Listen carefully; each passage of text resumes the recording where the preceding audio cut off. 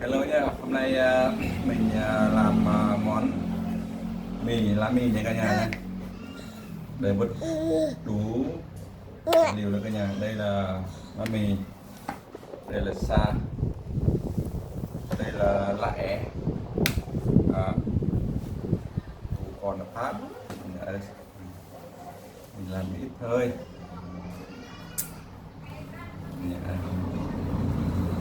LàmเลยตรงไหนElizabeth ทำอะไรอ่ะทำอะไรดูดิดูทำไมฮะอะไรวะฮะทำไมได้ทำไมอ่ะฮะแบบทำไมอ่ะอะไรทำอะไรอ่ะ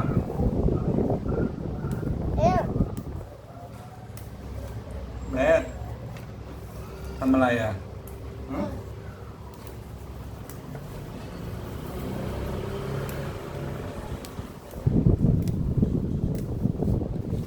นอนเลย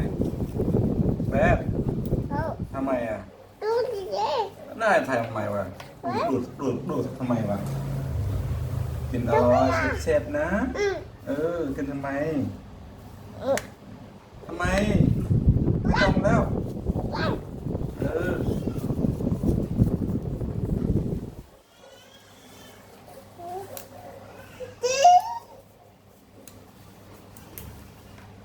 ทำอะไรอ่ะ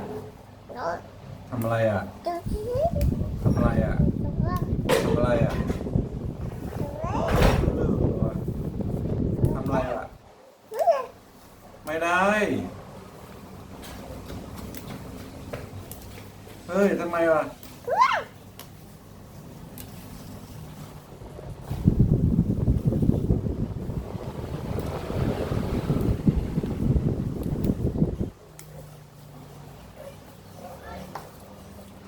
hôm nay làm rất là ngon luôn cả nhà ơi,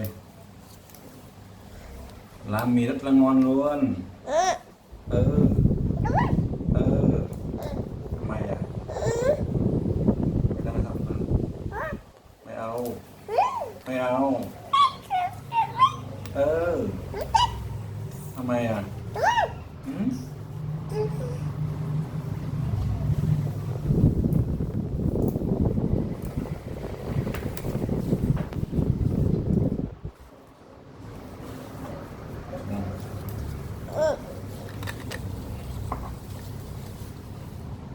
ทำไมอ่ะรู้เรื่องเหรอทำอะไรเยอะแยะนะมึงทำอะไรอ่ะฮะทำอะไรอ่ะฮะทำอะไรอ่ะฮะสเปซทำอะไรอ่ะเอาโอ้ยทำอะไรนะรู้เรื่องเลยนะเฮ้ยไม่พังเลยทำอะไรอ่ะไม่พังแล้วล่ะดูดิดูไหนแบบไหน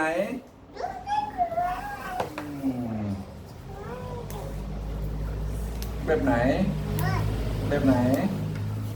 น้ำมันอ่ะใบมันอ่ะนี่สวยไหมทำอะไรอ่ะทำอะไรทำอะไรอ่ะรู้เรื่องรู้เรื่องรู้เรื่องเอ้าตีทำไมพอเอ้ารู้เรื่องเนาะmình cái nhà bé này được một cho tới 2 năm một 50 tháng cái tiền khái sơ sơทำไรทำไรอ่ะทำอะไรอ่ะ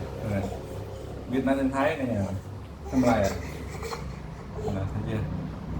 ทำอะไรเนี่ยกินไหมกินไหมไม่เอาอ่ะไม่เอาอ่ะไปนี่แหละไม่เอาไม่เอาโมไปนี่แหละ chào cả nhà nhé, chúc anh chị em nhé.